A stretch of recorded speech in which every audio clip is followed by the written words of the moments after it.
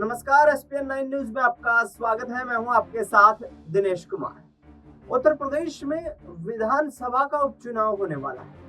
ये उपचुनाव अयोध्या जनपद के मिल्कीपुर में होने वाला है। लिहाजा आपको बता दें कि जिस तरीके से मिल्कीपुर से विधायक रहे अवधेश प्रसाद ने अयोध्या यानी कि फैजाबाद लोकसभा सीट से चुनाव लड़ा, समाजवादी पार्टी से जीत दर्ज करने में कामयाब हुए और उसके बाद यहाँ पर जिस तरीके से अब उनके बेटे अजीत प्रसाद को चुनावी मैदान में उतारने की तैयारियां समाजवादी पार्टी कर रही है, इससे कहीं ना कहीं भारतीय जनता पार्टी में खलबली का माहौल देखने को मिल रहा है।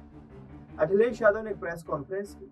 प्रेस कॉन्फ्रेंस में कहा कि भारतीय जनता पार्टी को अब मिल्कीपुर में भी हार का सामना करना पड़ेगा। दरअसल पिछले साल यानी कि 2024 में 9 विधानसभा सीटों पर उत्तर प्रदेश में विधानसभा के उपचुनाव हुए।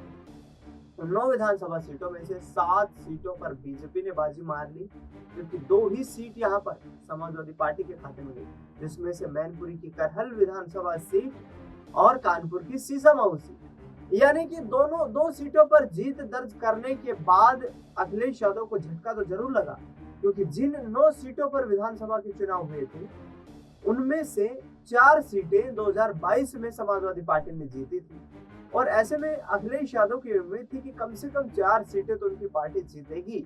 लेकिन उनका आरोप सीधे तौर पर यह था कि जिस तरीके से जो पुलिस तंत्र का इस्तेमाल किया गया उसके कारण लोग घरों से वोट डालने के लिए नहीं निकले और इसका सीधा नुकसान समाजवादी पार्टी को हुआ। उन्होंने ये भी कहा कि समाजवादी पार्टी के कार्यकर्ताओं के साथ पोलिंग स्टेशन पर मारपीट तक की गई और इसी के साथ लोकतंत्र की हत्या करने का आरोप भी यहाँ पर अखिलेश यादव ने भारतीय जनता पार्टी और सीएम योगी आदित्यनाथ की सरकार पर लगाया। लिहाजा अब बड़ा सवाल ये कि पिछले दिनों जिस तरीके से अखिलेश यादव के चाचा राजपाल यादव का निधन हो गया, उसके बाद पूरा परिवार एकजुट नजर आया।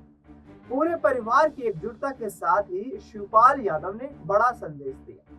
उन्होंने अपर्णा यादव के साथ मुलाकात की। अपर्णा यादव ने शिवपाल यादव परिवार और डिंपल यादव अखिलेश यादव यानी कि पूरे परिवार के साथ मुलाकात की। सैफई में मुलाकात हुई और शिवपाल यादव ने अपर्णा यादव को समाजवादी पार्टी में शामिल होने का न्योता दिया।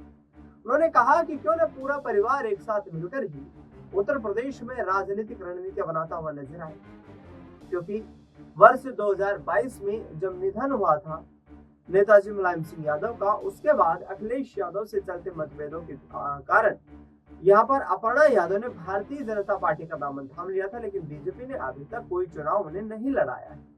लिहाजा अब सबकी नजरें अपर्णा यादव पर टिकी हुई है, क्योंकि डिंपल यादव के साथ उन्होंने अपने अच्छे पारिवारिक रिश्तों की बात कही है और अब देखना ही होगा कि शिवपाल यादव परिवार के साथ मुलाकात करने के बाद अपर्णा यादव क्या वापसी करती हुई यहाँ पर समाजवादी पार्टी में नजर आएंगी, क्योंकि पीडीए की रणनीति के तहत अखिलेश यादव कहीं ना कहीं 2027 में उत्तर प्रदेश में विधानसभा चुनाव में बाजी मारने की तैयारी कर रहे हैं। फिलहाल इस खबर में इतना ही।